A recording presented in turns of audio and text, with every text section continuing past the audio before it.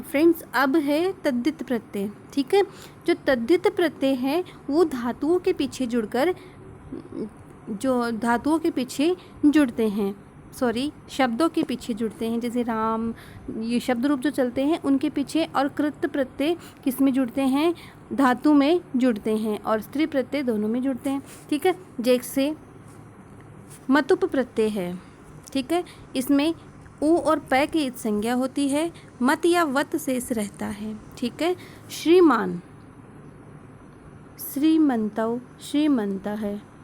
ठीक है, भाग्यवती, भाग्यवत्यो, भाग्यवत्य है। बलवत, बलवती, बलवंती ही। जो श्री ए या आ है उन शब्दों अंत में यदि ए या आ है उन शब्दों में यदि हम मैं मतु प्रत्यय का प्रयोग करते हैं तो वत शेष रहता है, अन्य सभी स्वरों में मत शेष रहेगा, मान शेष रहेगा। ठीक है, देखो ए या आ अंत वाले शब्दों में वत बनेगा, जैसे भाग्य शब्द में ए है तो वती बना, श्रीमान शब्द में ई है तो मान बना। तो ए या आ के अलावा जितने भी स्वरांत शब्द हैं उनमें मान रहेगा, और ए या आ वाले जो स्वरांत शब्द हैं उनमें वान शेष रहेगा। जैसे बल शब्द है, इसमें बलवान, बलवती, बलवंत है बना। ठीक है, फिर है वतुप प्रत्यय। वतुप प्रत्यय, इसमें ऊ और पै की इत संज्ञा होती है और इसमें भी वत शेष रहता है, लेकिन इसमें अलग क्या है, इसमें जो सर्वनाम शब्द हैं जैसे या, ता, एता, जो सर्वनाम शब्द हैं उनमें यह जुड़ता है वतुप प्रत्यय, बाकी में मतुप जुड़ता है। जैसे यावान, यावंतो, यावंत है।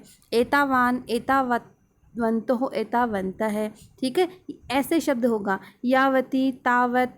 ठीक है, ये जो सर्वनाम शब्द हैं इनमें वतुप प्रत्यय होगा, बाकी जो शब्द हैं उनमें मतुप प्रत्यय होगा, दोनों में शेष एक ही रहेगा। इष्ठन प्रत्यय, न की इत संज्ञा होगी, इष्ट शेष रहेगा। जैसे गरिष्ठ है, गुरु शब्द है, इसमें इष्टन प्रत्यय जोड़ेंगे तो गरिष्ठ है, गरिष्ठौ, गरिष्ठः। प्रेष्ठा, ठीक है, प्रेष्ठे, प्रेष्ठाः। पठिशम, पठिषत तो होगा ना, पठिशम, पठिष्ये, पठिष्यानि। ठीक है, ऐसे चलेंगे ये नपुंसक लिंग में। फिर है इयसून प्रत्यय। इयसून प्रत्यय में इयसून प्रत्यय, इयसून में गरियान, गरियसी, गरियसः ना, ऐसे चलेगा। फिर लघियसी, लघियशौ, लघियशे, प्रेयः, प्रेय, प्रेयसी, ऐसे चलेंगे, तीनों लिंगों में चलेंगे। ठीक है, फिर तल प्रत्यय है, इसमें ल की इत संज्ञा होती है, तय और टाप एक साथ चलते हैं। टाप जो स्त्रीलिंग में होते हैं वो होते हैं, ये जो हमेशा है स्त्रीलिंग में चलेंगे। जैसे जन शब्द है, जन प्लस तल, जन प्लस तल। ठीक है, और फिर प्लस टाप, तो क्या बनेगा? जनता बनेगा। जनते, जनता, हमेशा स्त्रीलिंग में चलेगा। ठीक है, एकता, जनता। फिर है त्व प्रत्यय। त्व प्रत्यय में इत संज्ञा किसी की नहीं होगी, त्व शेष रहेगा। देवत्वम, देवत्वे, देवत्वानि, नपुंसक लिंग में चलेगा हमेशा। महत्व, महत्वम। ठीक है, फिर है तरप प्रत्यय, इसमें प की इत संज्ञा होकर तरह शेष रहता है। जैसे पटुतर है, पटुतरौ, पटुतरः। गुरुतरः, गुरुतरे, गुरुतमः, तरः। ठीक है, महत्तरम, महत्तरे, महत्तराणि। ठीक है, तरप प्रत्यय तीनों लिंगों में चलेगा। तल प्रत्यय स्त्रीलिंग में चलेगा, त्व प्रत्यय नपुंसक लिंग में चलेगा, और तरप प्रत्यय तीनों में चलेगा। तमप प्रत्यय, इसमें भी प की संज्ञा होगी और तम शेष रहेगा। पुल्लिंग, स्त्रीलिंग, नपुंसक लिंग तीनों लिंगों में चलेंगे। जैसे पवित्रतम है, पवित्रतमः, पवित्रतमम, ऐसे रूप चलेंगे इसमें। उच्चतम है, उच्चतमे, उच्चतमानि। प्रियतमा, तमः, प्रियतमे, प्रियतमः। पवित्रतम है, पवित्रतमौ, पवित्रतमः, ऐसे रूप चलते हैं। ठक प्रत्यय, ठक प्रत्यय में क है, इत संज्ञा होती है। ठ है इसको इक आदेश होता है। जैसे ये प्रत्यय इम्पोर्टेंट है, यहाँ ध्यान से देखिएगा। सामाजिक, सामाजिकौ, सामाजिकः। जो ऐतिहासिक, ऐतिहासिका रूप कैसे चलते हैं? पुल्लिंग में बनेंगे सामाजिक, स्त्रीलिंग में सामाजिकी और नपुंसकलिंग में सामाजिकम। जैसे पुल्लिंग में बनेगा शारीरिक है, शारीरिकी, शारीरिकम। पुल्लिंग में बनेगा ऐतिहासिक है, ऐतिहासिकी, ऐतिहासिकम। इनके रूप चलेंगे इस प्रकार। ठीक है, आगे देखिए। ठन प्रत्यय, इसमें भी ई शेष रहता है। पुल्लिंग, स्त्रीलिंग, नपुंसकलिंग तीनों में चलता है। धनिक है, धनिका, धनिकम। दंडिक है, दंडिका, दंडिकम। ऐसे रूप चलेंगे इसमें। धनिकौ, धनिकाः। फिर दंडिके है, दंडिकाः। वर्णिके, वर्णिकाः। फ्रेंड्स, यहाँ आप देखिए कि जो ठक प्रत्यय है इसमें भी एक शेष रहता है और जो ठन प्रत्यय है इसमें भी एक शेष रहता है। इनमें अंतर क्या है? देखिए, जो ठक प्रत्यय है, ठक प्रत्यय है, इसमें जो इक शेष रहता है वो इक जब शब्द में जुड़ेगा तो वो जो शब्द है उसका पहला वर्ण दीर्घ हो जाएगा। जैसे समाज शब्द है, ठीक है, उसमें हम ठक प्रत्यय जोड़ेंगे तो क्या बनेगा? सामाजिक। ठीक है, सामाजिक बना। जो समाज का स है उसको दीर्घ हो गया, सा हो गया। ठीक है, और ये जो ठन प्रत्यय है इसमें दीर्घ नहीं होता। जैसे धनिक शब्द है, धनी शब्द है, उसमें एक प्रत्यय जोड़ा, धनिक है बना। ठीक है, वर्णिक शब्द है, वर्णिक है बना।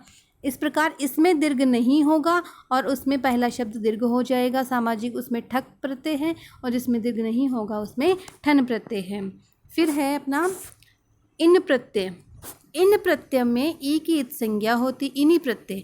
इसमें ई की, नए में जो ई है इसकी इत संज्ञा होगी, इन शेष रहेगा।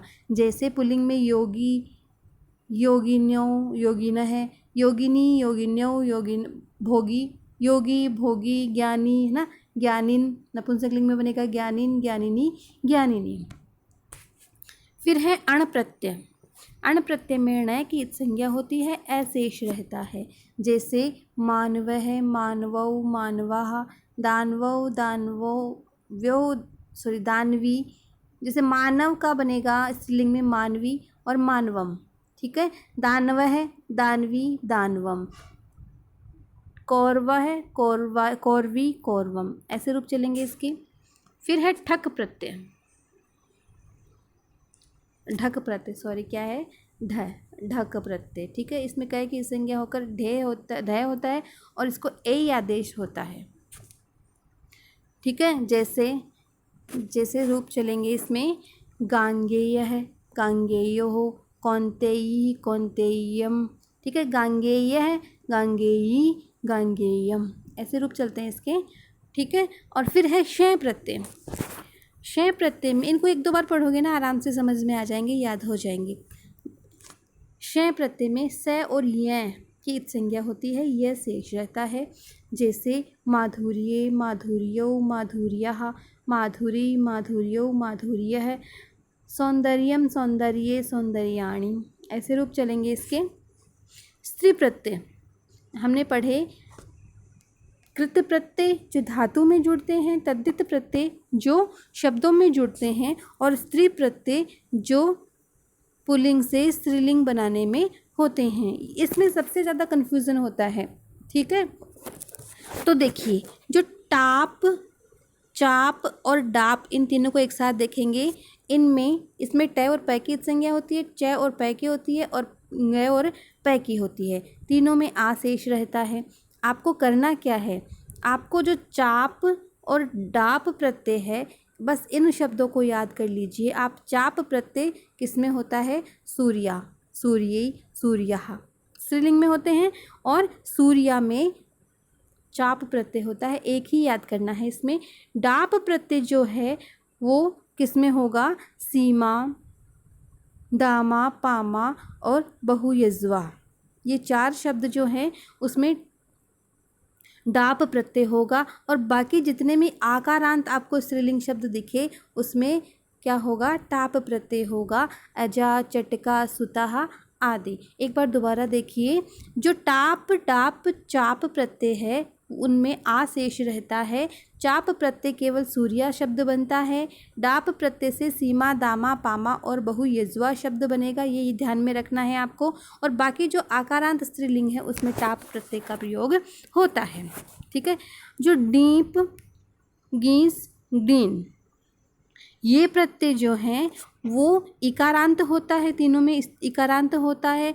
जो ङेस प्रत्यय है उसमें गौरी और नर्तकी आपको याद रखना है। ठीक है। और जो नीन प्रत्यय है उसमें नारी शब्द एक ही बनता है, इसमें नारी शब्द। ठीक है। और बाकी में जो इकारांत आपको दिखाई दे वो सब क्या होगा, डीप प्रत्यय होगा। जैसे बुद्धिमती, धनवती, कुमारी आदि जो इकारांत स्त्रीलिंग शब्द है उसमें डीप प्रत्यय होगा। बाकी में इनके आपको शब्द याद करने हैं। फिर एक प्रत्यय है ती प्रत्यय, इसका एक ही शब्द है युवती, युवती, युवतय है। युवती शब्द है उसमें आपको ती प्रत्यय करना है। फिर है ऊंग प्रत्यय, उसमें ग की संज्ञा होकर उ शेष रहता है। वामोरु, स्वश्रु, स्वश्रु का मतलब होता है सास, ये इसमें होता है। ठीक है। अब कुछ देखो हम नियम देखते हैं। जैसे किसी पद के अंत में वानवती लिखा होने पर, किसी धातु के साथ यदि वान और वती लिखा है तो वहाँ गतवतु प्रत्यय होगा। धातु, ठीक है, जो क्रिया शब्द होते हैं वो गतवान, गतवती, उक्तवान, उक्तवती, लिखितवान, लिखितवती, पठितवान, पठितवती, इनमें गतवतु प्रत्यय होता है। ठीक है। और किसी संज्ञा शब्द के साथ वानवती होने पर, धातु में होने पर तो गतवतु और संज्ञा शब्द में होने पर मतुप। जैसे भाग्यवान, भाग्यवती, बलवान, बलवती, धनवान, विद्यावान। ठीक है, संज्ञा शब्द में। और किसी सर्वनाम शब्द के, अभी हमने देखा था सर्वनाम शब्द में वानवती जोड़ा होने पर वतुप प्रत्यय का प्रयोग होता है। यावान, यावती, तावान, तावती, एतावती, ऐसे रूप चलेंगे। फिर दूसरा नियम है किसी शब्द के अंत में यह लिखा होने पर, देखो यह किस किस स्थिति में दिखा होता है। किसी धातु के साथ ता लिखा होने पर त्रिच, सॉरी यहाँ पे यह नहीं आएगा, ता आएगा। ठीक है, ता, यहाँ ता का नियम है। जैसे नेता, दाता, ज्ञाता, स्थाता, विधाता, ये धातु में होने पर और किसी शब्द के साथ होने पर तल प्रत्यय होता है। जैसे एकता, ममता, पटुता, महता, गुरुता, लघुता। आई होप कि फ्रेंड्स आपको समझ में आ रहा है। ठीक है। फिर है किसी पद के अंत में यह प्रत्यय होने, यह लगाव होने पर, कैसे कैसे कौन कौन सा प्रत्यय होता है। उपसर्ग प्लस धातु प्लस विसर्ग रहित यह होने पर ल्यप प्रत्यय होता है।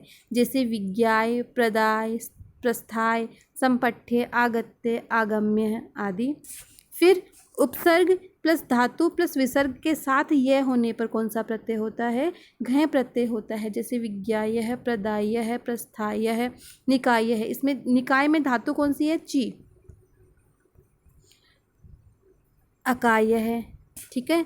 फिर है उपसर्ग प्लस धातु गुण और गुण आदेश होने पर, ए या अव आदेश होने पर, विसर्ग के साथ होने पर यत प्रत्यय होता है। जैसे यहाँ पे क्या धातु है उसमें गुण हो गया ए और लास्ट में ये होने पर ज्ञेय, विज्ञेय आदि रूप बनते हैं। सो फ्रेंड्स, ये थे हमारे कुछ महत्वपूर्ण प्रत्यय से संबंधित नियम और उनमें जो शेष रहता है। मैंने बहुत ही संक्षिप्त में पढ़ाने की आपको कोशिश की है। आई होप कि आपको समझ में आया है। समझ में आया है तो लाइक, शेयर और कमेंट जरूर करिएगा। धन्यवाद।